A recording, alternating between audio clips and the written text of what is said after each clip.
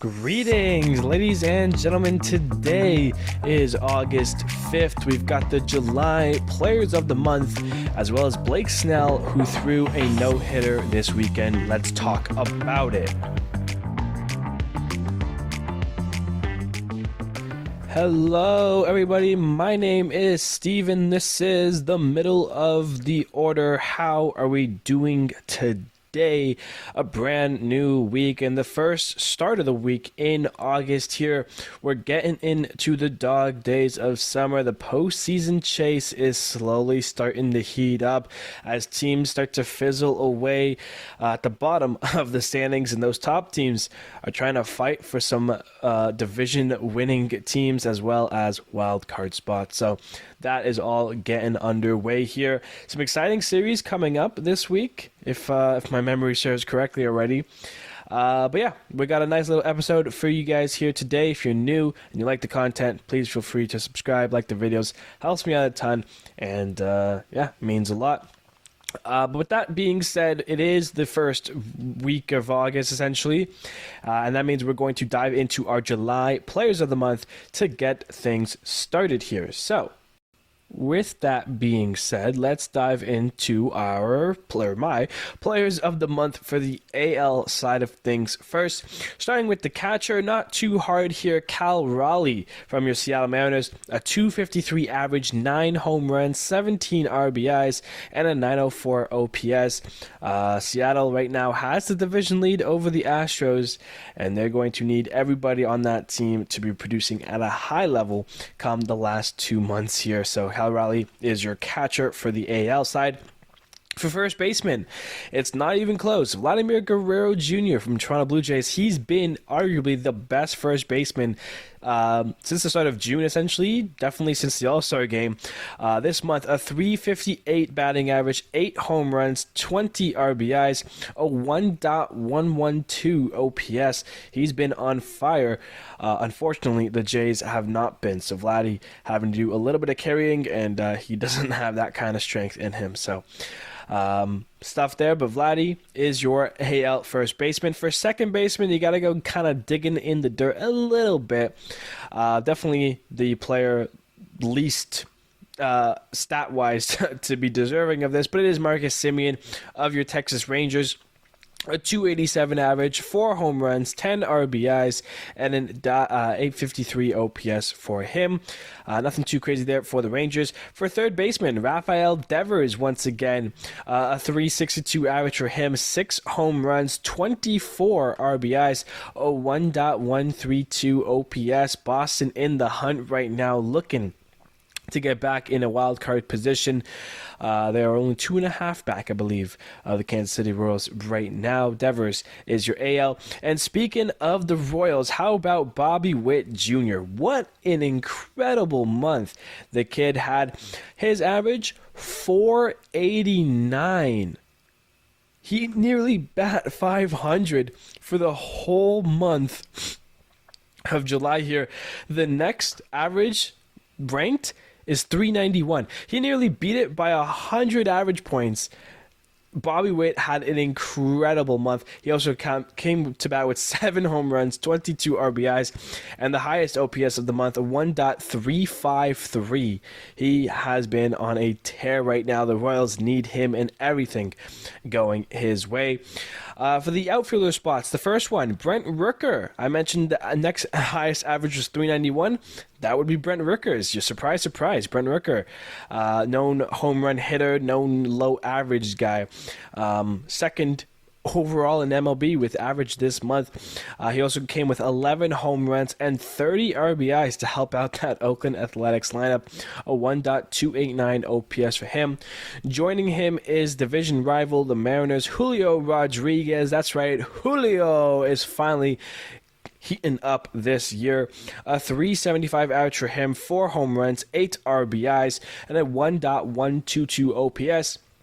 And the last outfielder spot, of course, is Aaron Judge. .318 average, 8 home runs, 17 RBIs, a 1.106 OPS. And, of course, Judge having a phenomenal year. For starting pitching, this is tough. Only have one starting pitching choice is very tricky. There's a lot of well-deserving candidates in both the AL and the NL. I just kind of did it off of the numbers I like: high strikeouts, a good win-loss percentage. That's the kind of things I look for. And Tarek Skubal is my choice for the AL pitcher of the month. He had a 3-0 record, a 2.45 ERA, and 42 strikeouts. ERA was a little higher compared to some of the other guys, but the 42 Ks mixed in with winning 3 of his team's games, of course being on the Tigers as well, and not losing those games is very impressive to my mind. So Tarek Skubal is the starting pitcher of the month for me in the AL. For the rookie, Colt Keith stepping up. This is the guy for me. I said it at the beginning of the year. He's my rookie of the year choice.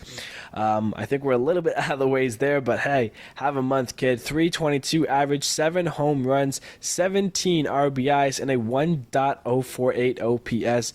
Very good stuff there from Colt Keith, and hopefully him and the Tigers can continue this tear for the rest of the season, and hopefully that carries over into next season when I unfortunately picked them to win the division again.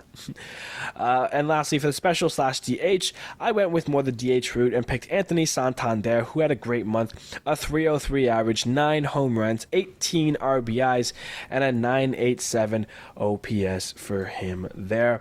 That is your AL players of the month in accordance to me. We'll now take a look at the NL side of things here. Starting off with the one that you definitely have to do the most digging for overall, the NL catcher of the month. You got to go through a couple of pages of stats to find a NL catcher, and his name is William Contreras, of course. A 244 average, only 2 home runs and 7 RBIs. Good for a 7.51 OPS, and if you can pair it to all of the other numbers you've heard so far, you're probably thinking that's extremely low. And for a player of the month, I would agree. But then again, last month we had someone in the 600 OPS numbers, and he's the best catcher in the NL. So you can't complain too much about that for the month of July. Good stuff. William Contreras, Brewers, very happy to have him in their lineup. For first baseman, it's Christian Walker of the D-backs. A 247 average, 6 home runs, 18 RBIs, and an 863 OPS there. Good stuff. Second baseman, Ketel Marte from the D-backs. 357 average, 7 home runs, 23 RBIs, and a 1.048 OPS. You love to see that. And how about for third baseman, Eugenio Suarez, the third straight D-back, a 3.33 average, 10 home runs, 27 RBIs, and a 1.131 OPS there. How about that D-backs infield carrying the month of July? Walker, Marte, and Suarez make or break that lineup right now. The D-backs, this is the kind of period last year they kind of started getting hot and kind of broke them into the 6th seed of the wild card. Are they doing the same this year? That's a good signs when you have 3 of the 4 guys on your team for some random podcast player of the month picks. But then again, they've had a wonderful month. So look for the D-backs to start getting hearts. They got to start chasing the Padres first before trying to catch up to anything else Dodgers-wise. But you never know with your Arizona D-backs. They've got the pitching and they've got the talent. So who knows? For shortstop, we're going to New York for Francisco Lindor, a 274 average, 9 home runs, 23 RBIs, and a 941 OPS. Lindor having a really strong year. The Mets looking to fight in a wild card race this postseason. For the outfield, Brenton Doyle, from the Colorado Rockies. He had a phenomenal month. A 333 average, 11 home runs from the center fielder that's supposed to be defense and speed. Talk about the power for him this month. 27 RBIs and a 1.289 OPS. The best OPS in the NL, and it's not close, really. Brenton Doyle leading the way for Colorado. Seiya Suzuki for the Cubs, 299 average, 5 home runs, 21 RBIs, a 922 OPS for him. And the last one, Brian Reynolds from the Pittsburgh Pirates, 325 average, 5 home runs, 15 RBIs, a 909 OPS for him there. For starting pitching, I mean, Hunter Green had a phenomenal month of July here for the Cincinnati Reds. He had a 2-0 record.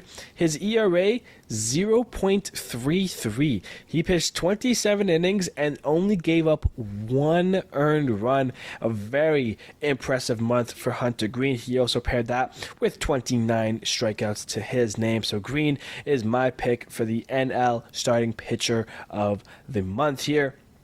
For the rookie, we talked about it, I think, a couple episodes ago.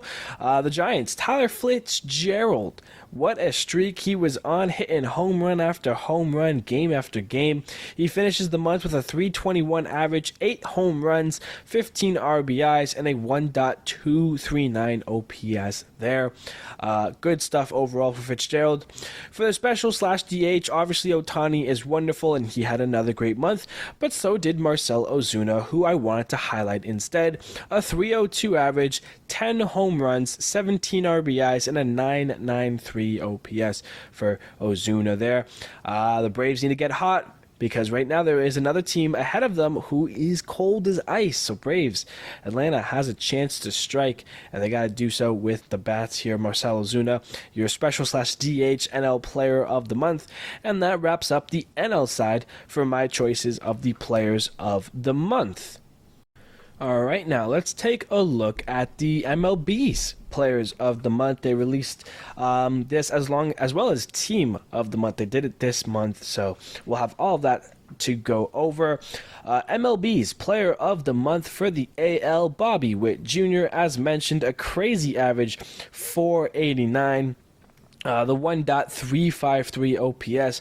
He had 16 extra base hits, 22 RBIs. He led the way for the Royals this month.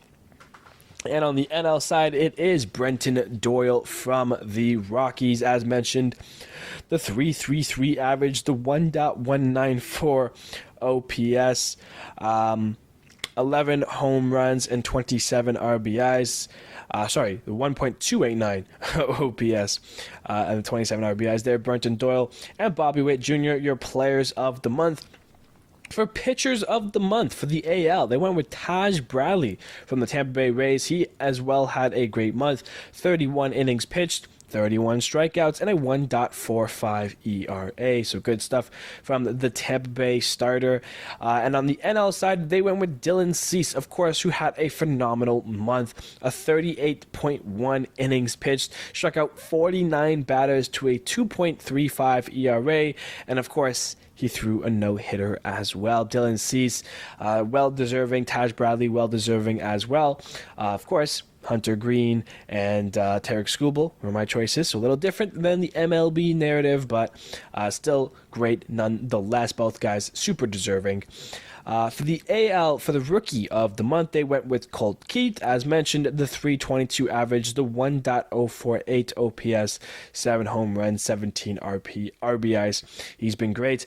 And then for the NL side, it's Tyler Fitzgerald. As mentioned, .321 average, a 1.239 OPS, 8 home runs, and 15 RBIs. So very similar, not very similar, the exact same as my rookies of the month. The relievers that they do for the AL, they went with Emmanuel Clase, who in 10 1/3 innings pitched, made 4 strikeouts only, which is crazy, but a 0.82 ERA and 8 saves.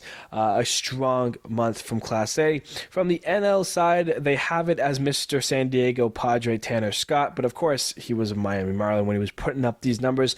A 9.2 innings pitched, 0 ERA, did not give up a single run in the month of July, 15 strikeouts and 6 saves to his name. Tanner Scott and Clase, your relievers of the month. For the MLB, taking a look at the team. This is what I find interesting because they do things very interesting than how I would imagine it. The team, catcher, Austin Wells from the New York Yankees. I didn't see Austin Wells before I saw Cal Raleigh in the way I look for my players, so I find that interesting there. For first baseman, they have Christian Walker who I did have, and as mentioned, a 247 average and an 863 OPS. Of course, the AL was Vladimir Guerrero Jr., who had a 1.112 OPS and a 358 average, absolutely blowing Walker's numbers out the way. But sure, you put Christian Walker on your team. Second baseman, rookie Colt Keith, nothing wrong there. Rafael Devers Manning third, and Bobby Witt at short. All good with that. Brenton Doyle in the outfield, for sure. Good for that. Lawrence Butler did have a good month. Did see Lawrence Butler, but obviously just Judge's numbers and Julio's numbers a little bit more overpowering. But Lawrence Butler had a great month. Oakland doing really well. And then outfielder Juan Soto. So they don't have Aaron Judge, but they have Soto, and that, I don't know. MLB's weird. The DH, of course, is Shohei Ohtani. They had a utility guy. That one is Brent Rooker. So no issues there. For starting pitchers, they have Paul Skeens, Taj Bradley, Michael King, Hunter Green, and Blake Snell. Which is, Hunter Green. Love that. Paul Skeens, of course. They have Taj Bradley, who is your AL pitcher of the month. And they have Michael King, who is from the Padres, but is not named Dylan Cease, who was the player of the month. So how is this your team of the month if you're not going to have your pitchers of the month in it? I don't know. And then for relief pitchers, they had Tanner Scott and AJ Puck for some reason. Like, it is just weird how they do their team of the month sometimes. But that is what MLB posted on their Instagram. That is what I'm going off of. And yeah, so those are the MLB players of the month and team of the month. Two things that I feel like are very different than in MLB's mindset. But beats me, besides the point, and that as a whole wraps up our July players of the month. So yeah, with that being said, let's get on to the daily usual episode. And firstly, let's start with our series recap. Leading us off, we have the Blue Jays in New York to take on the Yankees, and it's the Blue Jays who open up this series with a win as they beat New York 8-5, but the Yankees would come back, take game 2 8-3, and then on the Sunday game they would walk it off in the 10th inning on a DJ LeMahieu hit. Yankees win that game 4-3 and take 2 of 3 from the Blue Jays. The Oilers and the Guardians start a 4-game set, two of the best teams not only in the AL but in baseball. And it was all Cleveland to start the series, 10-3 and 8-4. Guardians take the first 2 games, but Baltimore stands tall. They win on Saturday 7-4, and then on Sunday 9-5. The two best teams split the 4-game set 2 apiece, and that bodes well for baseball, I guess, as a whole. It was a great series to watch. Royals and Tigers. This one was interesting. The Royals on a 4-game set here with Detroit. They took the first 2 games 7-1 and then 9-2. And then the Tigers had some magic in an extra innings game. They win it in the 11th. Wenzel Perez, the walk-off, a long single for him. They win that game 6-5. Then are looking to win the last game to make it a 2-game apiece series. But the Royals go to their bench for MJ Melendez, who hit a 3-run go-ahead pinch hit home run that puts the Royals up in the 9th. MJ Melendez, the hero. The Royals win it 3-2, and they take 3 of 4 from the Tigers. White Sox and Twins. The White Sox on a 17-game losing streak. Can they break it? Twins win it 10-2. Twins win it 6-2. Twins win it 13-7. The Twins sweep the White Sox, who have now lost 20 straight games. Yikes. Twins. That's a good thing for the Twins. Red Sox and Rangers, a simple series here. Red Sox win it 11-6 the first game. Rangers take the second game 7-4. And for the rubber match, it goes the Boston way. They win it 7-2 and take 2 of 3 from the Rangers. Rays and Astros. Remember this ALCS matchup a few years ago. Astros win the first game 3-2. That bodes well for them, but here comes the Rays, who are looking to do some damage here. 6-1 on Saturday, and then a 1-0 win on Sunday to take the series against the Astros. They take 2 of 3. And good stuff from Tampa Bay helping out Seattle. But would the Mariners be able to capitalize on that? We will soon find out. Before that, we have the Dodgers and the A's. It was a 6-2 game in Oakland before Ohtani launched a 3-run home run to make it a 1-run game, but the Dodgers run out of magic. Oakland takes that game 6-5, wins the first game. Dodgers come back for game 2 and shut them out 10-0, your final there. And then a close rubber match falls LA's way. The Dodgers take it 3-2 and take 2 of 3 from Oakland, the last time they will be stepping foot in the Coliseum. So yeah, there's some stuff there. Phillies and Mariners here. Okay, Astros lost 1. Can the Mariners bounce back? They've got the best team in baseball for now, the Philadelphia Phillies.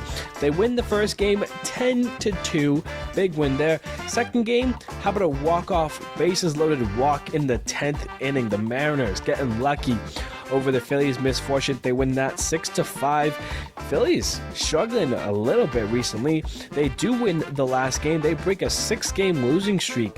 They win it 6-0 there. So some hopefully good news for the Philadelphia Phillies, but they need to start winning some ball games a little bit more consistently here.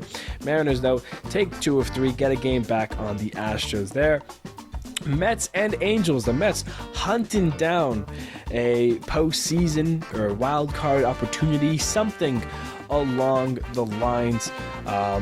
And they take the first game, a 5-1 win on the Friday.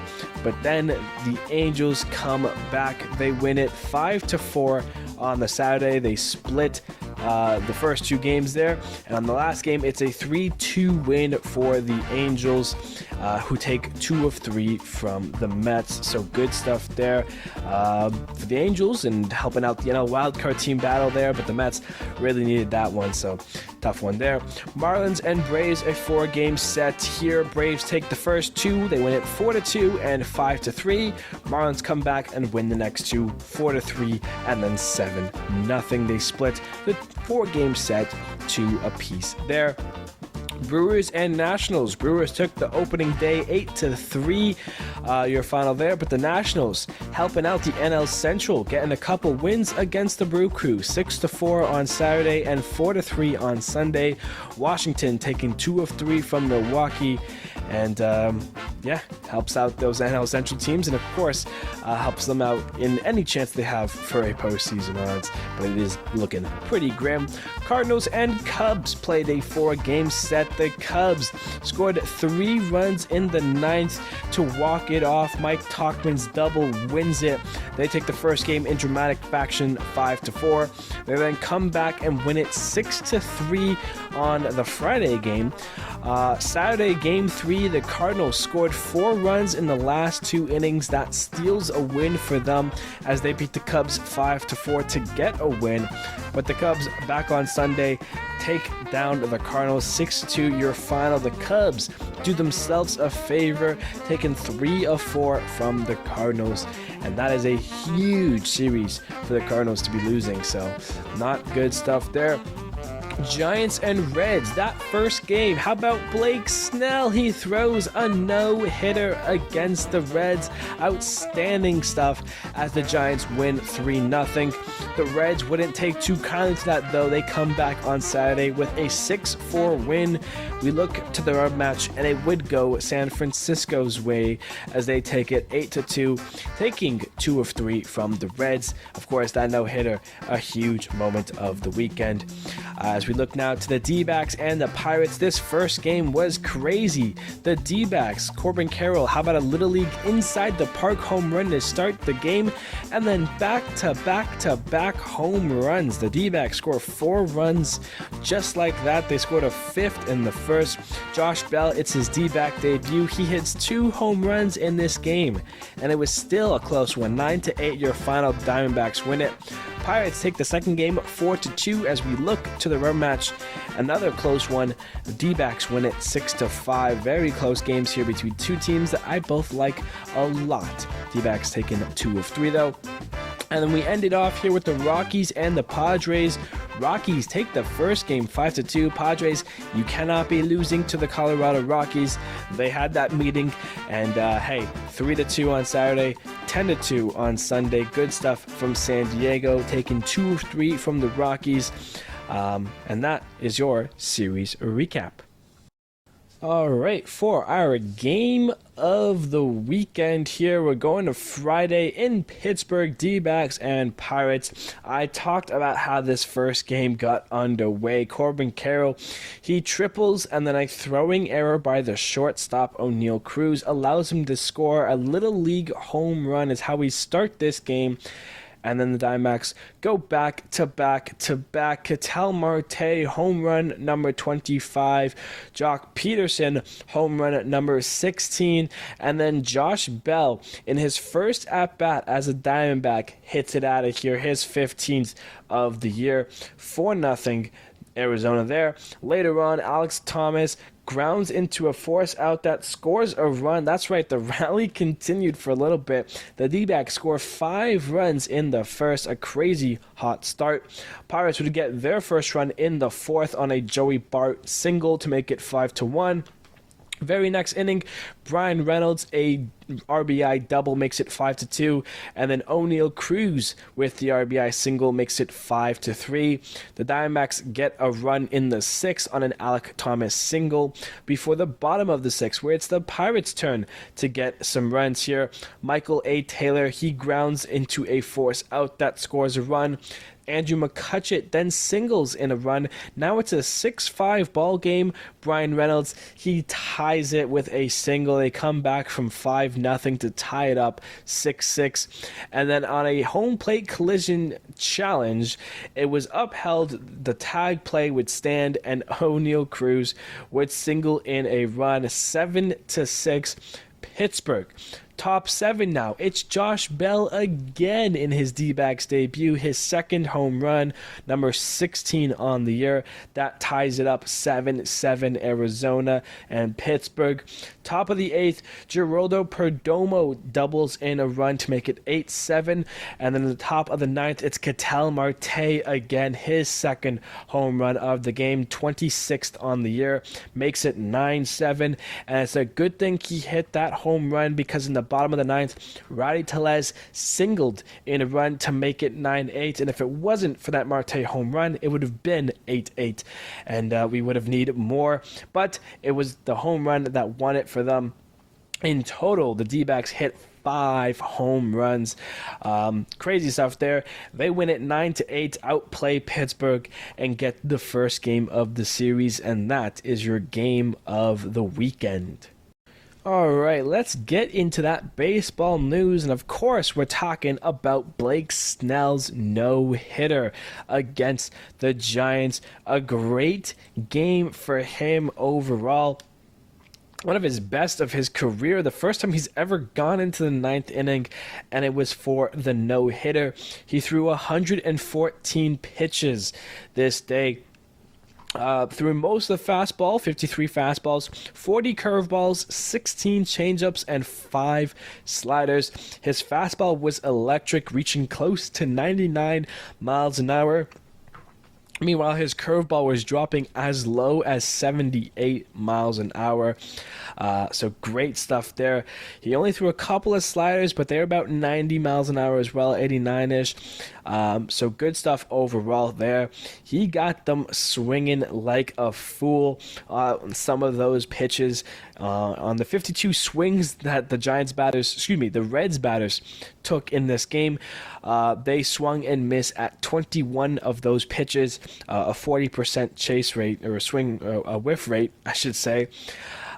His fastball average sat at 96.8. And they were ticking up. Vertical break was great on his pitches. The spin movement was good. And yeah, throughout the game, he was just on it. He struck out the side to begin the game, which is always something really great when you get to do that. Yeah, I mean, speed was there as well. So, I mean, everything was going great for Blake Snell in this game. He did strike out 11 batters, and it depends. Some of them were really quick, too. He had an at-bat here against Ty France, where he went change-up, curveball, strike, foul, strike, and put him to bed just like that. You got Ellie De La Cruz on, fastballs and curveballs as well. Jonathan India was the last batter he faced via just in the 9th.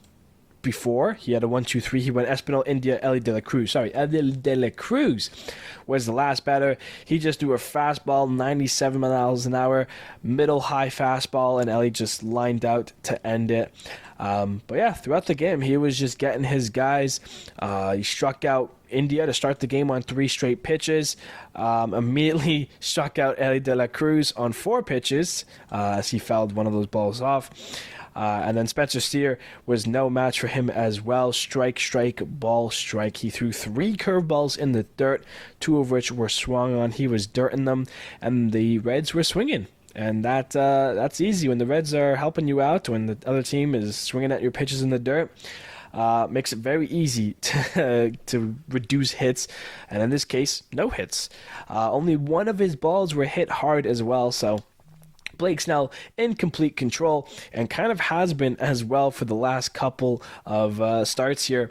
He has been, really since coming back from his injury, absolutely phenomenal overall. His month of June, just for some comparison here, of course he was hurt for June. He only made 1 start. It was 4.2 innings pitched. He gave up 3 hits on 5 hits, 3 runs on 5 hits, one of which a home run. For the month of July, since making his return, he played the Blue Jays, the Twins, the Dodgers, and the Rockies for the month of July here.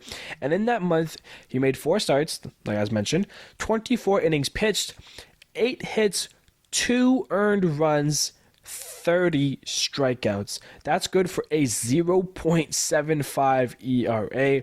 His ERA peak was after his second start, which was 12.86. Since then, it is now down to 4.29. Still high, yes, but of course, he's been hurt. He hasn't gotten a lot of games under his belt. What does he have here? 3, 5, 6, 10... 11 starts. He struck out 11 batters against the Reds on his 11th start of the year for the no-hitter. Magic number 11 for Blake Snell. What is number does he wear? That'd be funny if his number is 11. I forget, because this is his first season technically with the Giants. So now I'm actually curious here. Let's do a quick check here, because if he wears number 11, he wears number 7. Okay. Besides the point, great stuff from Blake Snell and the no-hitter. And that's the end of that. All right, now let's talk about how bad the Chicago White Sox are. 20-game losing streak. Their run differential, negative 247 on the season. They're 27-87. They're 3 games away from their 30th win and 3 games away from their 90th loss. 90th loss already. Just to counteract, the Rockies have 72 losses. That's the second most to the White Sox. 87 is 72. And the Rockies are essentially the second worst team because they have 41 wins. That's the second least after the White Sox 27. So the White Sox and the Rockies, the difference there is astonishing. The Rockies win percentage 363. The White Sox 237. They are awful in comparison. The White Sox could have 90 wins like before anyone has 80. The Rockies already have 40 wins before the White Sox even have 30. The difference in this White Sox team is just awful. And they're getting close to history right now. Since the 1990s, there's been a lot of big losing streaks. But right now, overall, if you look at Wikipedia and go MLB all time, they're tied for 7th. If they lose to Oakland today, they'll be tied for 6th with the Baltimore Orioles in 1988, who lost 21 straight. The ones above them are teams like the Louisville Cardinals, the Cleveland Spiders, all before the 1900s. If you look, I believe it was MLB, or like the website that I saw, technically, what they go off of is the 1961 Philadelphia Phillies, who lost 23 straight, followed by those Baltimore Orioles, which means right now the White Sox are essentially on the third biggest losing streak of all time. They have a 3-game series with the Oakland Athletics. This would be really unfortunate if Oakland at some point during the week lost a game. But if Oakland can sweep the White Sox, that means their losing streak would go to 23. They would be tied all time with the Philadelphia Phillies for the longest losing streak in their history, and then their game Friday would be against the other Chicago team, against the Cubs, who could make the White Sox the longest losing streak we have seen since 1961. It's historically bad, and the White Sox in a rough one right now. Don't feel for any of you Chicago White Sox fans. I would get on the Cubs train if I were you guys, but that's just me. Speaking of trains, it's a train wreck in Philly right now, and it is bad. The Phillies are in a major slump. They have lost 9 of their last 11, and they lost 6 straight before beating Seattle yesterday. This isn't the best news for the Phillies. They are no longer the best team in baseball. That now is the Cleveland Guardians with a 67-44 win-loss. Phillies 66-45. So, yikes stuff there. They're 2-8 in their last 10 overall, but as I mentioned, 9 for 11 losses. So, not great. They still have the biggest divisional gap. The Mariners and Astros is 1. Baltimore and Yankees are tied. The Guardians and Twins, 4.5. Brewers and Cardinals, 5.5. Dodgers and Padres, 4.5. That's something to start watching now. But the Phillies and Braves are still 6, but it was much higher. Granted, the Braves haven't been playing the best baseball. They lost the last 2 against the Marlins. The Mets lost 2 against the Angels. This is a time right now with the Phillies struggling for one of these teams, more specifically the Braves, but the Mets are right there also, to start chasing Philly and try to make things a little close here as we get into August. Who knows how long this slump's going to last for Philly, but if I was them, I would need a hard refresh and a quick wake-up call ASAP. So Philly fans, figure it out. Phillies, what are you doing? Get it together. Alrighty now, let's get through the rest of the episode here, starting off with our hot and colds.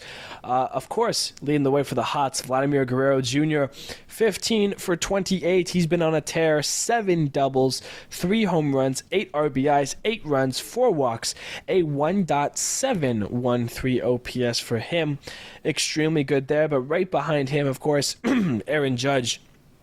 10 for 22, 4 home runs, 7 RBIs, 6 runs, 8 walks, a 1.600 OPS for the captain there. Jose Ramirez, 9 for 23, 5 home runs, 11 RBIs, 9 runs, 2 stolen bases, a 1.515 OPS. Rafael Devers from the Red Sox, 11 for 27, 6 doubles, 2 home runs, 6 RBIs, 7 runs, a 1.281 OPS. And lastly, Anthony Volpe, 11 for 26, 2 doubles, 3 home runs, 7 RBIs, 8 runs, and a 1.269 OPS. All 5 of our hot players of the week from the AL, 4 of the 5 from the AL East. So that seems like things are right in the world a little bit. For the cold side, Davis Schneider from the AL East Blue Jays, 3 for 22 with 11 Ks. Jose Caballero, 2 for 17 with 10 Ks, also from the AL East, so I guess just streaky stuff in the AL today. Ha-Sung Kim, 0 for 16 with 4 Ks. Patrick Bailey from your Giants, 2 for 20 with 7 Ks. And then how about this? Brenton Doyle. Earlier on the episode, we're giving him praise being the player of the month. This week has not been his week. He's 3 for 23 with 10 strikeouts. So, from going off the top of the world to being ice cold like that. And that is baseball for you. Injury updates is next here, or should I say injury update, because there is really only one thing to mention or of note. Max Scherzer from the Texas Rangers, he lands himself on the 15-day IL with right shoulder fatigue. So hopefully for him, he'll be able to, help out the Rangers and get through the season. Who knows what's in store for him for the rest of his career, but Max Scherzer ends up on the IL for Texas. The outstanding performances from the week. Seth Lugo from your Royals, 8 innings pitched, 4 hits, an earned run, a walk, and 3 Ks. He's sneakily having the best season of his career, probably. Charlie Morton is next, 6 innings pitched, 5 hits, an earned run, 2 walks, and 6 Ks. Sonny Gray, 7 innings pitched, 5 hits, 2 earned runs, a walk, and 9 Ks. Yusei Kikuchi in his Astro debut, 5 2/3 innings pitched, 3 hits, 2 earned runs, 3 walks, 11 strikeouts for him. Brian Wu, 7 innings pitched, 5 hits, no earned runs, no walks, and 6 Ks as he continues to pitch well for Seattle. Hunter Green continues where he left off, 6 innings pitched, a hit, no earned runs, a walk, 11 strikeouts. Impressive numbers there. Jack Flaherty in his Dodger debut, 6 innings pitched, 5 hits, no earned runs, a walk, and 7 Ks. Good stuff there. Jose Soriano, 6 innings pitched, 5 hits, no earned runs, 2 walks, and 6 Ks for the Angels. Spencer Arrighetti, 6 innings pitched, 5 hits, an earned run, 2 walks, and 12 strikeouts. Wow. Zach Wheeler, 8 innings pitched, 2 hits, no earned runs, a walk, and 9 strikeouts as he has a phenomenal start, but none were better than Blake Snell. 9 innings pitched, no hits, no earned runs, 3 walks, and 11 strikeouts. The no-hitter for Blake Snell. And that, of course, is your outstanding performances. As we now will take a look quickly at the standings check here. I did do a little bit of this talking about the Phillies. In the division, Baltimore and the Yankees, they're tied 67 and 46, both of those teams. In the AL Central, Guardians 67 and 44, 4.5 up on the Twins, who are 62 and 48, who are on a 4-game winning streak right now. So watch out for the Twins. The AL West with Seattle taking 2 of 3 from Philly, and the Astros dropping 2 of 3 from the Rays. Seattle now has the game lead over the Astros, 59 and 54 for them, 57 and 54 for the Astros. In the NL East, the Phillies still, despite their slump, they're still on top, 66 and 45 for them. Braves 6 games back at 60 and 51. For the Central, Brewers 62 and 49, 5.5 back of the Cardinals, 57 and 55, and the Pirates are only half a game back of the Cardinals. Is it Pittsburgh's time to start shining? And then the NL West, the Dodgers 65 and 47, they're 4 and 6 in their last 10. Padres 61 and 52, they're 8 and 2 in their last 10, 4.5 back of the Dodgers. So the chase is on for San Diego against the Dodgers. Wouldn't that be funny to see the Padres in Ohtani's first year win the division? Funny stuff there for sure. The AL wildcard right now, the first seed is a tie essentially between Baltimore and the Yankees. So let's say Baltimore had a division. It's the Yankees with the wild card. They're 4 games up on the line. The Twins at 62 and 48, half a game up on the line. And then Kansas City, currently the 3rd wildcard seed, they're at the line. They have a series against Boston this week. And Boston is 2.5 back of the Royals at that line. So if the Red Sox sweep the Royals, there will be a swap right then and there for the wild card. But if the Royals can do the opposite and sweep the Red Sox, they could build themselves like a 4-game, 5-game gap even against the Red Sox and essentially the Astros and Rays. So this is a huge series for the Royals. Astros and Rays 5 games out as well. On the NL side, the Braves are 60 and 51. The Padres are 61 and 52. They're essentially tied, but the Braves have the upper hand for playing 2 less games. But they're both half a game up on the line. The D-backs 8 and 2 in their last 10, also like the Padres. They're 60 and 52 and are at the line currently. The Mets 1.5 back of the line. Cardinals 3, Pirates 3.5, Giants 4.5, Cubs 6, and Reds 6.5. So there is still plenty of room and shakeup for that NL wildcard. It's a no-hold bargain. Any team has an opportunity there, and that is our standings check, as we'll now take a look at the upcoming series for the week here. And let me tell you, there are some good matchups. First and foremost, today the Mets and Cardinals are playing one game to be made up from May 8th, so they'll finally get that on the books there. That's a fun one, little one-game battle, two teams very close to the wild card. But then for the new series, Angels and the Yankees face off. Oilers at Blue Jays. Red Sox at Royals, that's the big one for me. Let me tell you, that's a huge series. As well as the D-backs and the Guardians. D-backs 8-2 as mentioned. They're chasing the Dodgers, chasing the Padres. Cleveland, the best team in baseball right now, so that's a fun one. White Sox at Oakland, taking on the A's. Can Oakland hand the White Sox their 21st, 2nd, and 3rd straight losses? Or will Chicago finally get a win back? Tigers and Mariners, Astros at Rangers. That's always exciting to see these two Texas teams face off. Giants at Nationals, Reds at Marlins, Brewers at Braves, Rays at Cardinals, Twins at Cubs. Can the Twins continue their win streak? Padres at Pirates. This could be fun. Mets at Rockies, and a very fun one here at the end, Phillies and Dodgers. I would say there's about 3 or 4 amazing series to watch this week. So if you've got the time and if you're around, put on a game of baseball this week because you may see something that will dictate the rest of the season. There is some great baseball coming up for you guys this week. And that is going to do it for me here today. Ladies and gentlemen, thank you everybody so much for listening. I appreciate you all. If you like this episode, let me know. It means a lot to me. But yeah, I'm going to let you guys get out of here. And I'm going to get out of here also.